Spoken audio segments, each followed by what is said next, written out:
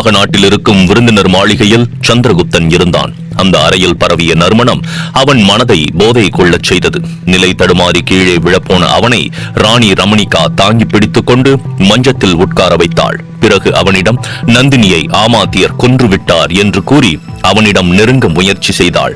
அவள் சொல்வதை சந்திரகுப்தன் நம்ப தயாராக இல்லை. அவளிடமிருந்து தன்னை விலக்கிக் கொண்டு, ராணி, தாங்கள் சொல்வதை என்னால் ஏற்றுக்கொள்ள முடியாது. ஒருவேளை நீங்கள் என்னிடம் பொய் கூறியிருக்கலாம், அல்லது நீங்களும் ஏமாற்றப்பட்டிருக்கலாம் என்று கூறினான். அவன் கூறியதை கேட்ட ரமணிகா தன்னுடைய முகத்தை அப்பாவியாக வைத்துக் கொண்டு, இல்லை சக்கரவர்த்தி, இல்லை. நேற்று இரவு நந்தினி உங்கள் கண் முன்பாகவே இறந்து விட்டாள். அதை பார்த்ததும் உங்களுடைய சித்தம் கலங்கிவிட்டது. அதிலிருந்து நீங்கள் இதுபோல வினோதமாக நடந்து கொண்டிருக்கிறீர்கள். உங்களை இந்த நிலைமையில் பார்க்கும்போது என் மனம் மிகவும் வேதனையில் ஆழ்ந்து விட்டது சக்கரவர்த்தி என்று கூறிக்கொண்டே அவனை பின்பக்கமாக அணைத்துக் கொண்டு அவனுடைய காதருகில், கவலைப்படாதீர்கள் சக்கரவர்த்தி, நான் தங்களுக்கு அருகிலேயே இருக்கிறேன். உங்களை இந்த அதிர்ச்சியிலிருந்து நான் மீட்டுக் கொண்டு வருவேன். வாருங்கள் சக்கரவர்த்தி, என்னிடம் சரணடைந்து விடுங்கள்.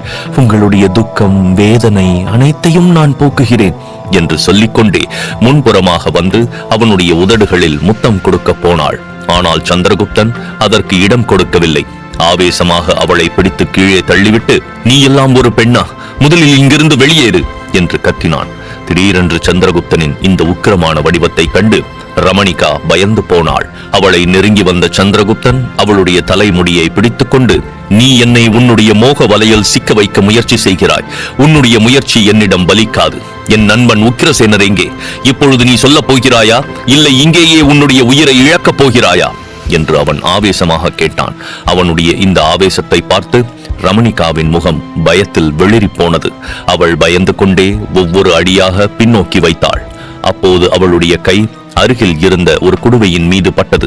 அந்த குடுவையை எடுத்தவள் கண்ணிமைக்கும் நேரத்தில் அதிலிருந்து திரவத்தை சந்திரகுப்தனின் முகத்தை நோக்கி வீசினாள். அந்த திரவம் அவனுடைய முகத்திலும் கண்களிலும் பட உடனே அவனுக்கு பயங்கரமாக எரியத் தொடங்கியது. ஒரு நிமிடம் அவனுக்கு கண்களே தெரியவில்லை. கண்களை கசக்கிக் கொண்டு அவன் தன்னுடைய கைகளை நீட்டிக்கொண்டே நடந்தவன் அடுத்த நிமிடம் அவன் அப்படியே மயங்கி கீழே சரிந்தான். சிறிது நேரம் அப்படியே நின்று அவனை பார்த்து கொண்டிருந்தவள் வேகமாக அந்த அறையிலிருந்து வெளியேறினாள். இப்பொழுது அவளுடைய முகம் மிகவும் கடுமையாக மாறியிருந்தது. கோபத்தில் அவளுடைய கண்கள் செக்கச்செவேல் என்று மாறியது. அவள் நேராக இன்னொரு அறைக்குள் சென்றாள். அங்கே அவளுடைய ஒற்றனும் ஒரு வேசி திலோத்தமையும் அமர்ந்திருந்தனர். அவர்கள் இருவரும் ரமணிகாவை பார்த்தவுடன் உடனடியாக தங்களுடைய இடத்திலிருந்து எழுந்தனர். ரமணிகாவின் முகத்தை பார்த்து அவர்கள் இருவர் முகமும் பயத்தில் வெளிரி போனது. அவர்கள் இருவரை பார்த்த அவள் கடுமையான குரலில், நான் கூறியதை நீங்கள் இருவரும் செய்தீர்களா இல்லையா என்று கேட்டாள். அதை கேட்டவுடன் அந்த ஒற்றன், இல்லை ராணி, நீங்கள் சொன்னதை நாங்கள் அப்படியே செய்துவிட்டோம். நேற்று இரவு சந்திரகுப்தன் இந்த விருந்தினர் மாளிகையில் ஆழ்ந்த உறக்கத்தில் இருந்தார். உங்களுடைய உத்தரவுப்படி நான் அவரை அழைத்துக் கொண்டு உக்கிரசேனரை சிறைப்பிடித்திருந்த பாதாள அறைக்கு அழைத்துக் கொண்டு சென்றேன். அங்கே இந்த பெண்ணுக்கு நந்தினி போல வேடம் அணிவித்து அங்கு அழைத்துக் கொண்டு சென்றேன். அப்போது சந்திரகுப்தன் சுயநினைவை இழந்து அரை மயக்க நிலையில் இருக்கும் பொழுது நீங்கள் கூறியவாறே நாங்கள் அந்த நாடகத்தை அவர் முன் நடத்தினோம். உடனே சந்திரகுப்தன் என்னை தாக்க முயற்சி செய்தார். அப்பொழுது உங்களுடைய திட்டப்படி இந்த பெண் குறுக்கே வந்து இறந்தது போல நடித்தாள் என்று சொல்லிக் கொண்டிருக்கும் போதே தான் சொல்ல வந்ததை பாதியில் நிறுத்திவிட்டு அந்த ஒற்றன் திருத்திருவென விழிக்க ஆரம்பித்தான். அந்த ஒற்றனை தொடர்ந்து அவனுக்கு அருகில் இருந்த திலோத்தமை, மகாராணி, சந்திரகுப்தன் நம்முடைய வலையில் சிக்கிக் கொண்டார். நந்தினி தன் கண் முன்னாலேயே இறந்து விட்டாள் என்று நம்ப ஆரம்பித்து விட்டார். ஆனால் எதிர்பாராவிதமாக அந்த உக்கிரசேனர் எங்களுடைய நாடகத்தை கெடுத்து விட்டான். வேறு வழியில்லாமல் நாங்கள் சந்திரகுப்தனை மீண்டும் மயக்கமடைய செய்ய வேண்டியதாயிற்று என்று கவலையுடன் கூறினாள். அவள் கூறியதை கேட்டவுடன் ரமணிகா அவளை வசைப்பாட ஆரம்பித்தாள். நான் கூறிய எதையும் உங்களால் ஒழுங்காக செய்ய முடியவில்லை. நீங்கள் அளவுக்கு அதிகமாக சந்திரகுப்தனுக்கு மயக்க மருந்து கொடுத்து விட்டீர்கள். அதனால் இரவு என்ன நடந்தது என்றே அவனுக்கு தெரியவில்லை. நந்தினி இறந்த சம்பவம் அவனுக்கு ஞாபகம் இல்லை என்று கூறினாள். ரமணிகா கூறியதை கேட்டவுடன் திலோத்தமை என்ன சொல்வது என்று தெரியாமல் தலையை குனிந்து கொண்டு அமைதியாக நின்றாள். இருவரையும் பார்த்த ரமணிகா, சரி, பரவாயில்லை, இப்போதும் ஒன்றும் காலம் கடந்து விடவில்லை என்று கூறியவள் கண்களை மூடி சிறிது நேரம் யோசித்தாள். பிறகு அவள் ஒற்றனை பார்த்து, நீ உடனே உக்கிரசேனராக மாறுவேடம் அணிந்து கொண்டு சந்திரகுப்தனிடம் செல்ல வேண்டும். அவன் உன்னை நம்பும் அளவுக்கு நீ அவனிடம் சாமர்த்தியமாக பேச வேண்டும். பிறகு நந்தினியின் மரணம் பற்றிய ஒரு பொய்யான கதையை புனைந்து அவனிடம் சொல்ல வேண்டும். இந்த முறை அவன் எப்படி நடந்து கொள்கிறான் என்று பார்க்கலாம் என்று ரமணிகா கூறினாள். அவள் கூறியதை கேட்டவுடன் ஒற்றன், அப்படியே ஆகட்டும் மகாராணி என்று சொல்லிவிட்டு அங்கிருந்து வெளியேறினான். அவன் அங்கிருந்து வெளியேறியவுடன் அவனுக்கு அருகில் நின்று கொண்டிருந்த திலோத்தமையை பார்த்த ரமணிகா, நீ இப்போது அந்த உக்கிரசேனரை எங்கே வைத்திருக்கிறாய் என்று கேட்டாள். ஒரு இருண்ட பாதாள அறையில் அவனை வைத்திருக்கிறோம். அவன் இருக்கும் அறைக்கு வெளியே 2 காவலர்களை காவலுக்கு நிறுத்தியிருக்கிறேன் என்று கூறினாள். அவள் கூறியதை கேட்டு ரமணிகா சமாதானமாகவில்லை. அவளுடைய முகம் கடுமையாக மாறியது. இல்லை, அந்த உக்கிரசேனர் உயிரோடு இருக்கும் வரை நமக்கு இடைஞ்சலாகத்தான் இருப்பான். அதனால் இன்று இரவே அவனுடைய கதையை நீ முடித்துவிடு என்று ரமணிகா ஆணையிட்டாள். அவள் கூறியதை திலோத்தமா தலையை குனிந்து ஏற்றுக்கொண்டு, ராணியின் ஆணைப்படி இன்று இரவே நான் அவனை முடித்து விடுகிறேன் என்று கூறினாள். அப்பொழுதுதான் அவளுடைய முகத்தில் இவ்வளவு நேரம் இருந்த கடுமை குறைந்து ஒரு நிம்மதி பரவியது. அவள் திலோத்தமாவை பார்த்து புன்னகையுடன் ஒரு சைகை செய்தாள். உடனே அதை புரிந்து கொண்ட திலோத்தமா ஒரு கோப்பையில் மதுவை ஊற்றி அதை ரமணிகாவிடம் பணிவுடன் கொடுத்தாள். அதை வாங்கி அருந்திய ரமணிகா, நம் மன்னர் புஷ்பநாதன் எப்படி இருக்கிறான் என்று கேட்டாள். அவர் முன்பை விட இப்பொழுது இன்னும் இன்பலோகத்தில் சஞ்சரித்துக் கொண்டிருக்கிறார். எந்த நேரமும் வேசிகளின் அரவணைப்பிலும் மது மயக்கத்திலும் மூழ்கி திளைத்துக் கொண்டிருக்கிறார் என்று திலோத்தமா புன்னகையுடன் பதில் அளித்தாள். அவள் கூறியதை கேட்டவுடன் ரமணிகாவின் உதடுகளில் ஒரு வஞ்சகச் சிரிப்பு மலர்ந்தது. மிகவும் நல்லது. அந்த கேடுகட்ட இச்சைக்காரன் இப்படியே மது போதையில் மூழ்கி கிடக்கட்டும். இப்படியே இருந்து இருந்து ஒரு நாள் அவன் இந்த உலகை விட்டு சென்று விடுவான். அதன் பிறகு எனக்கு எந்த பிரச்சனையும் இருக்காது. என் பாதையில் இருக்கும் அனைத்து தடைகளும் நீங்கிவிடும் என்று கூறினாள் ரமணிகா. ரமணிகா கூறியதை கேட்டவுடன் திலோத்தமா, மகாராணி, சந்திரகுப்தன் மன்னர் புஷ்பநாதனை கொல்லப் போகும்போது நீங்கள் அப்படியே விட்டிருந்தால் உங்கள் பாதையில் இருக்கும் அனைத்து தடைகளும் இந்நேரம் நீங்கி இருக்கும். நீங்கள் எதற்காக சந்திரகுப்தனை தடுத்தீர்கள் என்று தீவிரமான குரலில் கேட்டாள். நீ சொல்வது சரிதான். நான் அப்படி செய்திருந்தால் என்னவாகி இருக்கும் என்று ஒரு நிமிடம் யோசித்துப்பார். மன்னர் புஷ்பநாதன் இறந்த அடுத்த நிமிடம் மகத படைகள் நம் நாட்டை தாக்கி நம் நாட்டையும் அவர்களுடைய வசப்படுத்தி இருக்கும். அதன் பிறகு என்னுடைய எண்ணம் எதுவும் பலிக்காது. அதனால்தான் நான் சந்திரகுப்தனை தடுத்தேன். இப்பொழுது சந்திரகுப்தன் என்னுடைய கூண்டில் வந்து வசமாக சிக்கிக் கொண்டான். இப்பொழுது என்னுடைய இந்த வலையில் இருந்து என்றென்றும் அவனால் வெளியில் செல்ல முடியாது. சிறகுடைந்த பறவையாய் இனி அவன் என்னவனாக இருப்பான் என்று அந்த அறையே அதிரும் வண்ணம் சிரித்தாள். மறுபுறம் ஆச்சாரியரின் பிரதான ஒற்றன் நன்மாறன் தனது குதிரையில் மின்னல் வேகத்தில் சௌராஷ்டிரத்தை நோக்கி சென்று கொண்டிருந்தான். அனைத்து நாடுகளையும் ஒன்றிணைக்கும் ஒரே பாரதம் என்ற இலக்கை அடைவதற்காக சென்று இருந்த சந்திரகுப்தனுக்கு ஏதோ பிரச்சனை என்று ஆச்சாரியர் சந்தேகித்து நன்மாறனை அனுப்பி வைத்திருந்தார். அவருடைய சந்தேகத்தை உறுதி செய்யும் வண்ணம் அவன் குதிரையில் சென்று கொண்டிருந்த திசைக்கு எதிர் திசையிலிருந்து மகதத்தின் ஒரு பெரும் படை வந்து கொண்டிருந்தது. அதை பார்த்தவுடன் நன்மாறனுக்கு மிகவும் ஆச்சரியமாக இருந்தது. இது மகதத்தின் படைகள் அல்லவா? இது எதற்காக மீண்டும் மகத நாட்டை நோக்கி திரும்பி வருகிறது? ஒருவேளை சக்கரவர்த்தி சந்திரகுப்தர் தன்னுடைய நோக்கத்தை நிறைவேற்றிவிட்டு திரும்பி வருகிறாரா? இவ்வளவு சீக்கிரம் அவர் இலக்கை அடைந்து விட்டாரா?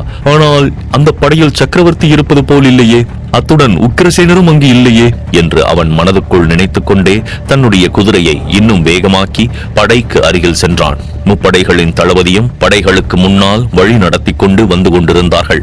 முதலில் காலாட்படை வந்து கொண்டிருந்தது.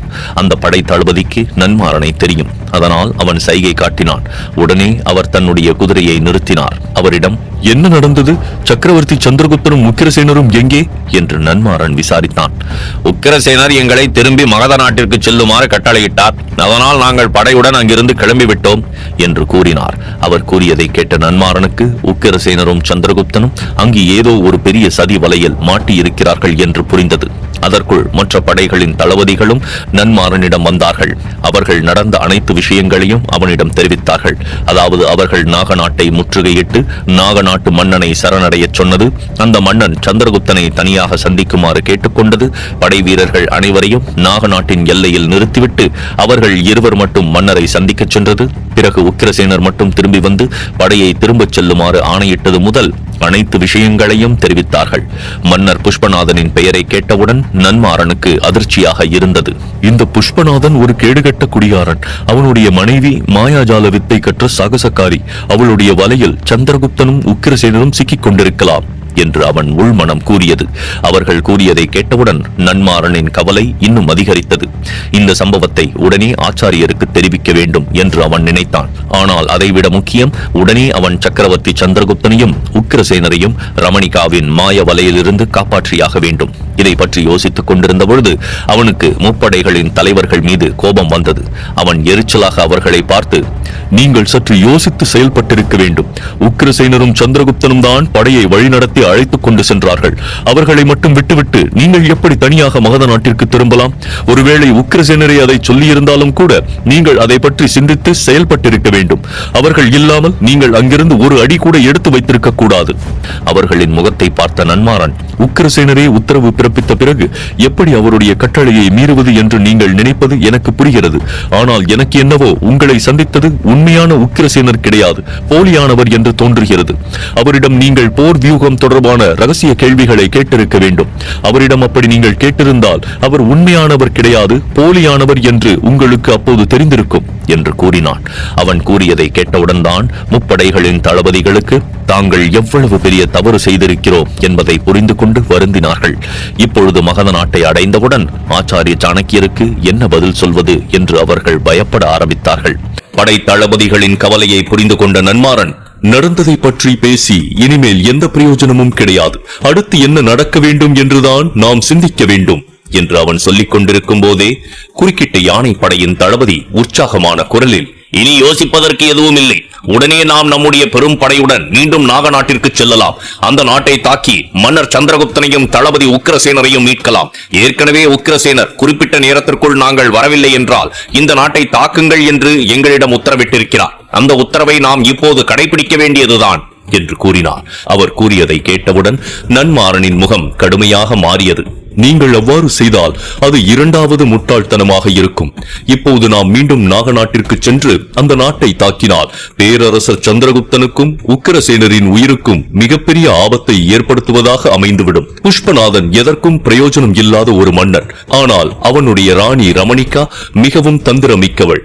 தன்னுடைய நாட்டிற்கு ஏதாவது ஆபத்து என்றால் அல்லது நிலைமை கைமீறி போவதாக உணர்ந்தால் அடுத்த நிமிடம் அவள் எதை பற்றியும் யோசிக்காமல் சக்கரவர்த்தியையும் உக்கிரசேனரையும் கொல்லக்கூட தயங்க மாட்டாள். அதனால் எது செய்வதாக இருந்தாலும் நாம் யோசித்துத்தான் செய்ய வேண்டும் என்று கூறினான். நன்மாறன் கூறியதை கேட்டவுடன் முப்படைகளின் தளபதிக்கும் மீண்டும் கவலை ஏற்பட்டது. இந்த சிக்கலில் இருந்து தங்களுடைய மன்னரை எப்படி காப்பாற்றுவது என்று அவர்களுக்கு புரியவில்லை. சிறிது நேரம் யோசித்த நன்மாறன், நான் சொல்வதை கேளுங்கள். நேராக இப்பொழுது நான் நாக நாட்டிற்கு செல்கிறேன். அங்கு சென்று சக்கரவர்த்தி சந்திரகுப்தர் மற்றும் உக்கிரசேனரின் நிலைமையை தெரிந்து கொண்டு அவர்களை அங்கிருந்து மீட்க நான் முயற்சி செய்கிறேன். ஆனால் எனக்கு சில போர் வீரர்கள் தேவை. அதனால் என்னுடன் சில காலாட்படை மற்றும் குதிரைப்படை வீரர்களின் ஒரு குழுவை அனுப்பி வையுங்கள். மற்ற படை வீரர்களை அழைத்துக் கொண்டு நீங்கள் விரைவாக மகத நாட்டிற்கு திரும்பிச் செல்லுங்கள். நேராக அரண்மனையை அடைந்தவுடன் நடந்த அனைத்து விஷயங்களையும் ஆச்சாரியரிடம் தெரிவியுங்கள் என்று கூறினான். அவன் கூறியபடி முப்படைகளின் தளபதியும் காலாட்படை மற்றும் குதிரைப்படை வீரர்களின் ஒரு குழுவை நன்மாறனுடன் அனுப்பி வைத்துவிட்டு தங்களுடைய படைகளுடன் நேராக மகத நாட்டை நோக்கி கிளம்பினார்கள். மறுபுறம் ஆச்சாரிய சாணக்கியர் மற்றும் வியாபாரி மோகனதாசன் இருவரும் வடகிழக்கு கிராமங்கள் இருந்த பகுதிக்கு வந்திருந்தார்கள். அவர்களுடன் முக்கியமான அமைச்சர்களும் வந்திருந்தார்கள். கிராம மக்கள் ஆச்சாரியரை மிகவும் உற்சாகத்துடன் வரவேற்றார்கள். அவர்கள் அனைவரும் மிகவும் மகிழ்ச்சியாக இருந்தார்கள். ஏனென்றால் சந்திரகுப்தன் ஊழல் செய்த கிராம அதிகாரிகளை பணி நீக்கம் செய்ததோடு மட்டுமல்லாமல் கிராம மக்கள் அனைவருக்கும் இங்குள்ள முழு நிலத்தின் மீதும் சம உரிமை இருக்கிறது என்று அறிவித்தான். அத்துடன் ஆச்சாரியரின் ஆலோசனையின்படி அந்த நிலத்தில் இருக்கும் விலை மதிப்பற்ற கனிமங்கள் மற்றும் உலோகங்களை பிரித்தெடுக்கும் பொறுப்பையும் அந்த கிராமவாசிகளிடமே ஒப்படைத்திருந்தான். அதற்காக அவர்களுக்கு ஊதியமும் வழங்கப்படும் என்று அறிவித்ததை கேட்டு அவர்கள் மிகவும் மகிழ்ச்சி அடைந்தார்கள். சந்திரகுப்தனால் அந்த பகுதி முழுமைக்கும் தலைமை ஆட்சியாளராக அறிவிக்கப்பட்ட கிராம தலைவரிடம் ஆச்சாரியர் சுரங்கத் தொழிலுக்கு தேவையான அனைத்து வழிகாட்டுதல்களையும் வழங்கினார். அத்துடன் கனிமம் மற்றும் உலோக நிபுணர்கள் குழுவும் அங்கு வரவழைக்கப்பட்டிருந்தது. கயாவின் அறிவுரையையும் மனதில் வைத்துக் கொண்டு விலை மதிப்பற்ற உலோகங்கள் தவிர அங்கிருந்து கிடைக்கும் இரும்பு தாதுக்கள் மற்றும் கசடுகள் போன்றவை இராணுவத்திற்கு தேவையான ஆயுதங்கள் தயாரிக்க பயன்படும் என்று ஆச்சாரியர் கூறியிருந்தார். அவருடைய ஆலோசனை மற்றும் வழிகாட்டுதலின்படி நிலத்தை தோண்டும் பணி ஆரம்பித்தது. அன்று முழுவதும் அவர்களுடனே இருந்த ஆச்சாரியர் மாலை அரண்மனைக்கு திரும்பினார். அரண்மனை முழுவதும் பாதுகாப்பு பலப்படுத்தப்பட்டிருந்தது. குறிப்பாக கயாவின் அறையை சுற்றிலும் அரண்மனையின் பின்புறமும் பாதுகாப்பு மிகவும் கடுமையாக இருந்தது. இவற்றையெல்லாம் பார்த்த கயாவிற்கு சங்கடமாக இருந்தது. அத்துடன் அவள் மனதுக்குள் ஒரு பயமும் பதட்டமும் ஆட்டி படைத்துக் கொண்டிருந்தது. அவளால் அதை மனதில் வைத்துக் கொள்ள முடியவில்லை. நேராக ஆச்சாரியரின் அறைக்கு சென்றாள். அங்கு ஆச்சாரியர் நிறைய தாள்களை வைத்துக் கொண்டு அதில் எழுதி கொண்டிருந்தார். கயா வந்தவுடன் அவர் தலையை நிமிர்ந்து கூட பார்க்காமல், "வா மகளே, இன்று உன்னுடைய நாள் எப்படி இருந்தது?" என்று அன்புடன் விசாரித்தார். உள்ளே வந்த கயா அவருக்கு முன்னால் இருந்த ஒரு இருக்கையில் அமர்ந்து கொண்டு, "உண்மையை சொல்ல வேண்டும் என்றால் இன்று முழுவதும் எனக்கு மிகவும் சலிப்பாக இருந்தது ஆச்சாரியரே. என்னை இங்கு தனியாக விட்டுவிட்டு நீங்கள் மட்டும் கனிம வளங்களை தோண்டி எடுக்கும் கிராமத்திற்கு சென்று விட்டீர்கள். என்னையும் உங்களுடன் சேர்த்து அழைத்துக் கொண்டு சென்று இருக்கலாம் அல்லவா? அங்குள்ள கிராம பெண்களிடம் நான் பேசிக் கொண்டிருந்தால் எனக்கும் நேரம் போயிருக்கும். அத்துடன் அந்த கிராம பெண்களை எனக்கு தெரியும். அவர்களை நான் மீண்டும் சந்திக்க விரும்புகிறேன்" என்று கூறினாள். அவள் கூறியதை கேட்டவுடன் ஆச்சாரியர் மனதில் பாசம் பொங்கியது. அவர் எழுதுவதை நிறுத்திவிட்டு கயாவை பார்த்து, "இப்பொழுது என்ன மகளே, உனக்கு அந்த கிராம பெண்களை சந்திக்க வேண்டும், அவ்வளவுதானே? நான் உடனே தகவல் சொல்லி அனுப்புகிறேன். அந்த கிராம பெண்கள் அனைவரும் நாளை இங்கு அரண்மனைக்கு வருவார்கள். நீ அவர்களுடன் நாளை முழுவதும் நேரத்தை செலவிடலாம்" என்று கூறினார். அவர் கூறியதை கேட்டவுடன் கயா சந்தோஷப்படவில்லை. அதற்கு மாறாக அவள் முகம் தீவிரமாக மாறியது. "ஓ, அப்படி என்றால் நான் இனிமேல் இந்த அரண்மனையை விட்டு வெளியே செல்லக்கூடாது, எனக்கு அதற்கு அனுமதியும் கிடையாது என்று அர்த்தம் அல்லவா? நீங்கள் சொல்வதை பார்த்தால் எனக்காகத்தான் இந்த அரண்மனையில் இத்தனை கடுமையான பாதுகாப்பு ஏற்பாடுகள் செய்யப்பட்டிருக்கின்றன. அதாவது உண்மையை சொல்ல வேண்டுமென்றால் என்னை தாங்கள் சிறைப்பிடித்து விட்டீர்கள், அப்படித்தானே?" என்று அவள் கேட்டாள். இவ்வளவு நேரம் சாதாரணமாக இருந்த ஆச்சாரியரின் முகம் கயா கூறியதை கேட்டவுடன் தீவிரமாக மாறியது. அவர் எழுதுவதை நிறுத்திவிட்டு கயாவை வெறித்து பார்த்தார். "ஏன் அமைதியாக இருக்கிறீர்கள்? சொல்லுங்கள் ஆச்சாரியரே, நான் சொல்வது உண்மைதானே? தாங்கள் இந்த அரண்மனையில் என்னை சிறை வைத்து விட்டீர்களா? இதற்கான காரணத்தை நான் அறிய விரும்புகிறேன்" என்று அவள் மேலும் கேட்டாள். அவள் கூறியதை கேட்டு ஆச்சாரியர் ஏதோ சொல்ல வாயெடுத்தார். ஆனால் உடனே தன்னை கட்டுப்படுத்திக் கொண்டு அவர் தன்னுடைய முகத்தை சாதாரணமாக மாற்றிக்கொண்டு அந்த சூழ்நிலையை சமாளிப்பதற்காக வேடிக்கையான குரலில், "மகளே, நீ தேவையில்லாமல் ஏதேதோ யோசித்துக் கொண்டிருக்கிறாய். நீ இந்த அரண்மனைக்கு வந்தது முதல் உன் மீது இங்கு இருக்கும் அனைவருக்கும் தனி பாசம் வந்துவிட்டது. ஒருவேளை கிரேக்க வீரர்கள் எங்கே உன்னை எங்களிடமிருந்து பிரித்து அழைத்துச் சென்று விடுவார்களோ என்ற பயத்தில்தான் நான் அரண்மனையின் பாதுகாப்பை தீவிரப்படுத்தி இருக்கிறேன்" என்று கூறினார். ஆனால் கயாவிடம் அவருடைய இந்த முயற்சி பலன் அளிக்கவில்லை. கயாவின் முகம் இன்னும் தீவிரமாக மாறியது. அவள் அவருடைய கண்களை உற்று பார்த்தாள். பிறகு திடீரென்று, "மன்னிக்கவும் ஆச்சாரியர் அவர்களே, உங்களிடம் நான் ஒரு தனிப்பட்ட கேள்வியை கேட்கலாமா?" என்று கேட்டாள் குழப்பமான குரலில். "தாராளமாக நீ என்னிடம் கேட்கலாம் மகளே" என்று கூறினார். அவருடைய கண்களை உற்று பார்த்த கயா, "உங்களுக்கு எந்த ஒரு குடும்பமோ மனைவியோ குழந்தைகளோ கிடையாதா?" என்று கேட்டாள். அவள் கூறியதை கேட்டவுடன் ஆச்சாரியரின் முகம் பாறை போல இறுகியது. அவர் எதுவும் சொல்லாமல் மௌனமாக மீண்டும் தன்னுடைய எழுத்துக்களை தொடர முயற்சி செய்தார். அதிலிருந்து அவர் தன்னுடைய கேள்விக்கு பதில் அளிக்க விரும்பவில்லை என்பதை கயா புரிந்து கொண்டாள். அவள் மெதுவாக எழுந்து ஆச்சாரியரிடம் அனுமதி பெற்று அறையிலிருந்து வெளியில் செல்ல ஆரம்பித்தாள். அப்போது ஏதோ நினைத்துக் கொண்டவள் போல அப்படியே நின்று அவள் மீண்டும் ஆச்சாரியரின் பக்கம் திரும்பி பார்த்து, "நேற்று இரவு தாங்கள் என்னிடம் இருக்கும் ஹெலனாவின் வளையலை கேட்கும் போது நீங்கள் என்ன செய்ய போகிறீர்கள் என்பதை நான் புரிந்து கொண்டேன். செலூக்கஸின் மகள் ஹெலனா உங்களுடைய கட்டுப்பாட்டில் தான் இருக்கிறாள் என்பதை நிரூபிப்பதற்காக தாங்கள் அந்த வளையலை டிமிட்ராஸிடம் காட்டியிருக்க வேண்டும். என்ன, அப்படித்தானே?" என்று கேட்டாள். அவள் கூறியதை கேட்டவுடன் ஆச்சாரியர் திகைத்து போய் அவளுடைய முகத்தை பார்த்தார். தொடர்ந்து கயா, "இந்த போரை தவிர்ப்பதற்காகத்தான் தாங்கள் அவ்வாறு செய்தீர்கள் என்று எனக்கு தெரியும். ஆனால் அப்பா தன்னுடைய மகள் ஹெலனாவின் மீது உயிரையே வைத்திருக்கிறார். அவர் திரும்பி வந்து ஹெலனாவை அனுப்பி வைக்குமாறு உங்களிடம் கேட்டால் நீங்கள் என்ன செய்வீர்கள்?" என்று கேட்டாள். அவள் கூறியதை கேட்ட ஆச்சாரியரின் முகத்தில் ஒரு அர்த்தமுள்ள புன்னகை தோன்றியது. "இந்த பிரச்சனைக்கும் விரைவில் தீர்வு கிடைக்கும்" என்று அவர் அமைதியாக கூறினார். கயாவால் இப்போது எதுவும் சொல்ல முடியவில்லை. அவள் அமைதியாக ஆச்சாரியரின் அறையிலிருந்து வெளியேறி தன்னுடைய அறையை நோக்கி நடக்க ஆரம்பித்தாள். மறுபுறம் காந்தார நாட்டில் மன்னர் ஹம்பி தனது அரண்மனையில் தன்னுடைய தனி அறையில் அமர்ந்து ஆமாத்தியருடன் விவாதத்தில் ஈடுபட்டுக் கொண்டிருந்தார். அப்போது ஹம்பி, மகத நாட்டின் மகாநதி பகுதிக்கு சென்ற நம் வீரர்கள் பற்றி இதுவரை எந்த தகவலும் வரவில்லை. அத்துடன் தாக்குவதற்காக கந்தக காட்டின் வழியாக சென்ற டிமிட்ராஸ் படையை பற்றியும் எந்த தகவலும் வரவில்லை. கிழக்கு பகுதியை அவர் கைப்பற்றினாரா இல்லையா என்று எனக்கு சற்று பயமாக இருக்கிறது.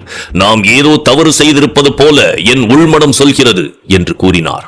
ஆமாத்தியர் மிகவும் நிதானமாக, மன்னா, மகத நாட்டின் சக்கரவர்த்தி சந்திரகுப்தனோ அவருடைய படைகளோ இப்போது அங்கு இல்லை. அப்படி இருக்கும்போது எந்த பிரச்சனையும் ஏற்பட்டிருக்காது. நீங்கள் பயம் கொள்ள தேவையில்லை. காந்தார படையையும் கிரேக்க படையையும் நிச்சயமாக மகத நாட்டால் தடுக்க முடியாது. தற்போது நாம் தெற்கு பகுதியை சுற்றி வளைக்க வேண்டும். அதற்காக நாம் அதிக அளவில் போர்க்கப்பல்களையும் கடற்படையினரையும் அங்கு அனுப்பி வைக்க வேண்டும். ஏனென்றால் தற்போது மகத நாட்டில் கடற்படையே இல்லை. இதுதான் அவர்களுடைய மிகப்பெரிய பலவீனம். இந்த சமயத்தை நாம் பயன்படுத்திக் கொண்டால் மகத நாட்டை நாம் தோற்கடிப்பதை யாராலும் தடுக்க முடியாது என்று மிகவும் நம்பிக்கையுடன் கூறினார். இதை கேட்ட ஹம்பியின் முகத்தில் மகிழ்ச்சி தெரிந்தது. நான் போர்க்கப்பல்களையும் கடற்படையையும் தயார் செய்து விட்டேன். ஆனால் செலூக்கஸ் நம்முடைய திட்டத்தை தடுத்து விடுவாரோ என்று என் மனதுக்குள் ஒரு பயம் இருக்கிறது. ஏனென்றால் அவர் தன்னுடைய மகள் ஹெலனாவின் மீது பைத்தியமாக இருக்கிறார். அவளை கண்டுபிடிக்கும் வரை என்று சொல்லிக் கொண்டிருக்கும் போது ஹம்பியின் அமைச்சர்களில் ஒருவர் பதட்டமாக உள்ளே வந்து, மகாராஜா ஹம்பி அவர்களே, கடற்கொள்ளையன் திரவியனை அழிப்பதற்காக நாம் அனுப்பிய போர் வீரர்கள் அனைவரும் திரவியனால் கொல்லப்பட்டார்கள். ஒரு சிப்பாய் மட்டும் எப்படியோ தப்பித்து தற்பொழுது அரண்மனைக்கு வந்திருக்கிறான் என்று கூறினார்.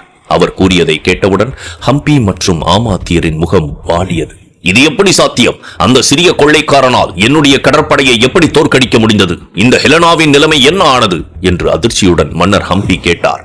சற்றே தயங்கிய அந்த அமைச்சர், அது மன்னா, அந்த போர் வீரன் ஹெலனா தற்போது உயிருடன் இல்லை என்று கூறுகிறான் என்று அவர் கூறியதை கேட்டவுடன் மன்னர் ஹம்பிக்கு தன்னுடைய காலடியில் இருந்து நிலம் நழுவுவது போல இருந்தது. அவர்களுக்கு என்ன செய்வது என்று தெரியவில்லை.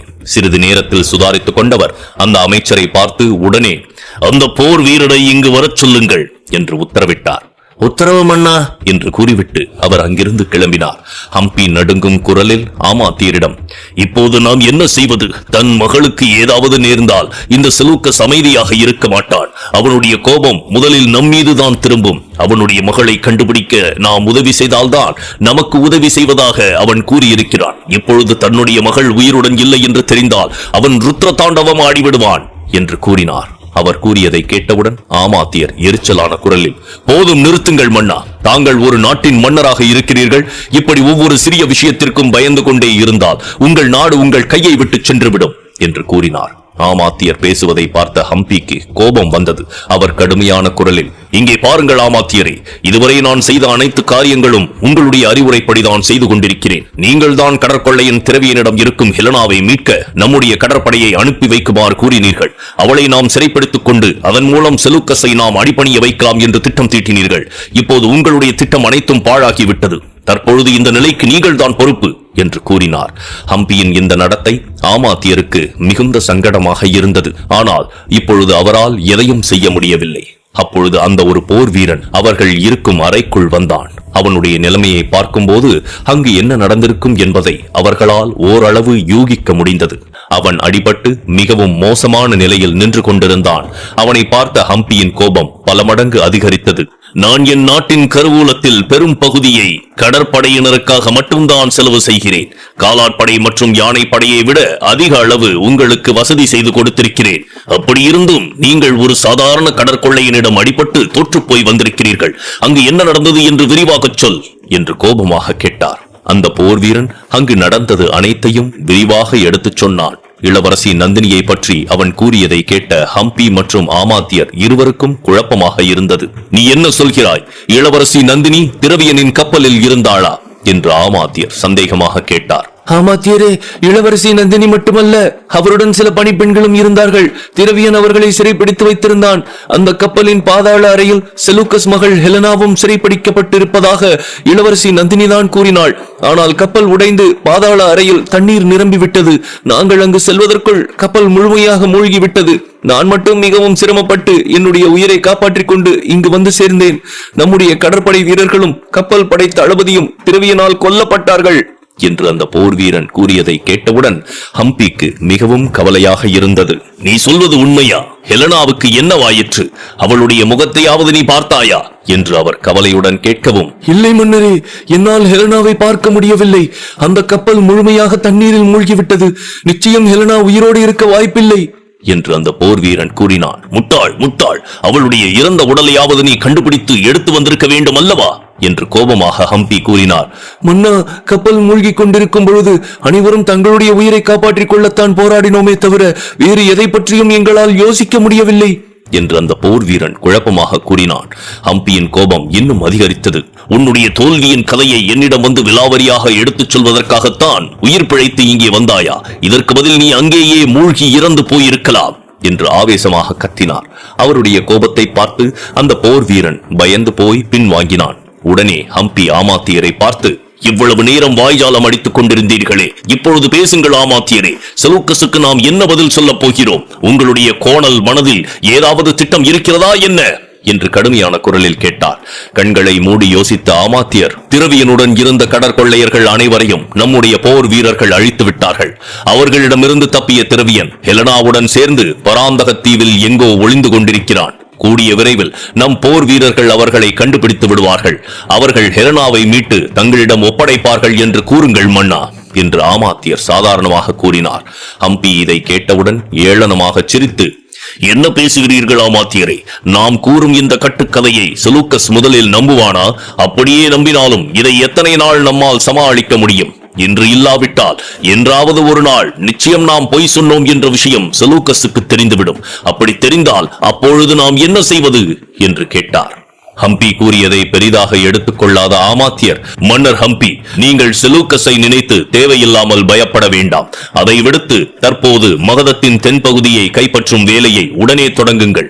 உடனே அங்கு உங்களுடைய போர் படையை அனுப்பி வையுங்கள். ஏனென்றால் தற்பொழுது மகத நாட்டில் சந்திரகுப்தன் இல்லை, அவனது பெரும் படையும் இல்லை. இது போன்ற பொன்னான வாய்ப்பு இனிமேல் நமக்கு கிடைக்கவே கிடைக்காது. தென்பகுதியை நாம் வசப்படுத்திக் கொள்ள வேண்டும். அப்படி செய்தால் காந்தாரத்தின் படைபலம் முன்பை விட 10 மடங்கு அதிகரித்துவிடும். அதன் பிறகு நம்மை யாராலும் அசைக்க முடியாது என்று தந்திரமான குரலில் கூறினார். ஹம்பி இப்பொழுது இக்கட்டான சூழ்நிலையில் இருக்கிறார். அவரால் ஹெலனா இறந்து விட்டாள் என்று செலூக்கஸிடம் கூற முடியாது. அந்த தைரியம் அவருக்கு இல்லை. அதனால் வேறு வழியில்லாமல் அவர் ஆமாத்தியரின் அறிவுரையை ஏற்க வேண்டிய நிலைக்கு தள்ளப்பட்டார். சரி ஆமாத்தியரை, உங்கள் அறிவுரையை ஏற்று என்னுடைய போர் கப்பல்களையும் மிகப்பெரிய படையையும் மகதத்தின் தென் திசையை நோக்கி அனுப்புகிறேன். இந்த முறை ஏதாவது தவறு நேர்ந்தால் அதன் பிறகு உங்களை இந்த காந்தாரா நாட்டின் தலைமை ஆலோசகர் பொறுப்பிலிருந்து மட்டுமல்ல, இந்த காந்தாரா நாட்டிலிருந்தும் வெளியேற்றி விடுவேன். அதன் பிறகு எந்த நாடும் உங்களுக்கு அடைக்கலம் தராது என்று ஹம்பி கோபமான குரலில் கூறினார். ஹம்பியின் மிரட்டலை கேட்ட ஆமாத்தியர் வெளிப்படையாக எதுவும் சொல்லவில்லை. ஆனால் தன்னுடைய மனதிற்குள் கிண்டலாக சிரித்துக்கொண்டு, என்னுடைய நோக்கம் நிறைவேறியவுடன் நான் உன்னை என்ன செய்கிறேன் என்று பொறுத்திருந்து பார். ஆனால் தற்பொழுது இளவரசி நந்தினி சந்திரகுப்தனிடமிருந்து முழுமையாக வெளியேறிவிட்டாள் என்ற செய்தியை கேட்டு என் மனம் மிகவும் நிம்மதி அடைகிறது. சந்திரகுப்தன் பல நாடுகளை வெற்றி கொண்டு ஒரு மாபெரும் சக்கரவர்த்தியாக இருந்தாலும் கூட நந்தினி இல்லாமல் அவனுடைய வாழ்க்கை முழுமையாகாது. அவனால் நிம்மதியாக வாழ முடியாது. என்னுடைய எதிரி முழுமையாக சுக்கு நூறாக உடைந்து விடுவான். அதுதான் எனக்கு வேண்டும் என்று அவர் மனதுக்குள் நினைத்துக் கொண்டார். அதே நேரம் நாகநாட்டில் இருந்த சந்திரகுப்தனின் மயக்கம் தெளிந்தது. அவன் கண்களை திறந்து பார்த்தான். ராணி ரமணிகாவுடன் அவன் இருந்தபோது மயக்கமடைந்த அதே அறையில்தான் அவன் இப்பொழுது படுத்திருந்தான். அவன் கண்களை திறந்தவுடனே அவன் மனதில் தோன்றிய முதல் உருவம் நந்தினிதான். நந்தினிக்கு என்ன ஆனதோ ஏதானதோ என்று அவன் மனம் தவித்தது. அவன் அவசரமாக எழுந்து அந்த அறையின் கதவை நோக்கி ஓடி அந்த கதவை திறப்பதற்காக கதவின் கைப்பிடியில் கையை வைத்து இழுத்தான். அப்பொழுது திடீரென்று கதவு தானாகவே திறந்து கொண்டது. வெளியில் இருந்து ஒரு மனிதன் உள்ளே வந்தான். அந்த மனிதனை பார்த்தவுடன் அது உக்கிரசேனர் தான் என்பதை சந்திரகுப்தன் அடையாளம் கண்டுகொண்டான். உடனே அவன், உக்கிரசேனரே, தாங்கள் எங்கே சென்றீர்கள்? உங்களுக்காக நான் எவ்வளவு நேரமாக காத்துக் கொண்டிருக்கிறேன் தெரியுமா என்று அவன் பேசிக்கொண்டே போனான். ஆனால் வந்தது உண்மையான உக்கிரசேனர் கிடையாது. உக்கிரசேனர் வேடத்தில் இருந்தது ராணி ரமணிகாவின் ஒற்றன்தான். அவன் நந்தினி உண்மையிலேயே இறந்து விட்டாள் என்று சந்திரகுப்தனை நம்ப வைப்பதற்காகத்தான் இங்கு வந்திருக்கிறான். சந்திரகுப்தா, தற்பொழுது நீ எப்படி இருக்கிறாய் என்று உக்கிரசேனர் வேடமணிந்திருந்த அந்த ஒற்றன் கேட்டான். எனக்கு ஒன்றும் இல்லை. இதுவரை நீங்கள் எங்கே சென்றீர்கள்? நம்முடைய படை வீரர்கள் எங்கே இருக்கிறார்கள்? நாம் வந்த நோக்கம் என்னவாயிற்று என்று சந்திரகுப்தன் எரிச்சலான குரலில் கேட்டான். அவன் கூறியதை கேட்ட உக்கிரசேனரின் வடிவில் இருந்த அந்த ஒற்றன், கவலைப்பட தேவையில்லை சக்கரவர்த்தி, எல்லாம் நல்லபடியாக நடந்து முடிந்திருக்கிறது. நம்முடைய படை மகத நாட்டிற்கு திரும்பிவிட்டது. ஏனென்றால் நம் நோக்கம் நிறைவேறிவிட்டது. இது அனைத்திற்கும் காரணம் ராணி ரமணிகா தான். அவருடைய பங்களிப்பு இதில் மிக அதிகம். ராணி ரமணிகா ஏற்கனவே நம்முடன் ஒப்பந்தம் செய்திருக்கிறார். அத்துடன் அவருடைய அறிவுறுத்தலின் பெயரில் அனைத்து நாடுகளும் நம்முடன் இணைய சம்மதித்து விட்டார்கள் என்று அவன் கூறினான். சந்திரகுப்தனுக்கு மிகவும் அதிர்ச்சியாக இருந்தது. என்ன சொல்கிறீர்கள் உக்கிரசேனரே, இதெல்லாம் எப்பொழுது நடந்தது என்று கேட்கவும் அந்த ஒற்றன் சிரித்துக் கொண்டே, ராணி ரமணிகாவை சந்தித்த அந்த மாலையே இது அனைத்தும் நடந்து முடிந்துவிட்டது. இந்த சந்தோஷமான செய்தியை கேட்ட நீதான் நம் படையை மகத நாட்டிற்கு திருப்பி அனுப்புமாறு கட்டளையிட்டாய் என்று கூறினான். அவன் பேச பேச சந்திரகுப்தனுக்கு வியப்பாக இருந்தது. அவன் இதையெல்லாம் நம்ப முடியாமல் கேட்டுக்கொண்டிருந்தான். அப்பொழுது உக்கிரசேனர் வேடமிட்டிருந்த அந்த ஒற்றன் தான் கையோடு கொண்டு வந்திருந்த ஒரு சிறிய மூட்டையை பிரித்தான். அதை பிரித்து அவன், அனைத்து நாட்டு அரசர்களாலும் எழுதப்பட்ட அதிகாரப்பூர்வ ஒப்பந்தங்கள் இவை. இதில் அவர்களுடைய அரசு முத்திரையுடன் கையொப்பமிட்டிருக்கிறார்கள். இதை பார்த்த பிறகாவது நீ நம்புவாய் என்று நினைக்கிறேன் என்று கூறினார். அது அனைத்தையும் வாங்கிய சந்திரகுப்தன் ஒவ்வொன்றாக கவனமாக எடுத்து பார்த்தான். அது அனைத்துமே ஒப்பந்த கடிதங்கள் தான். ஒவ்வொரு நாட்டு அரசரும் மகத நாட்டுடன் இணைய ஒப்புக்கொண்டு கையொப்பமிட்டு தங்களுடைய அரசு முத்திரைகளையும் அதில் பதித்திருந்தார்கள்.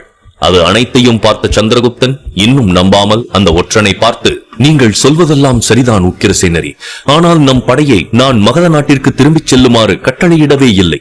ஆனால் நான் கட்டளையிட்டதாக தாங்கள் தான் கூறுகிறீர்கள். நான் எப்பொழுது அப்படி செய்தேன்?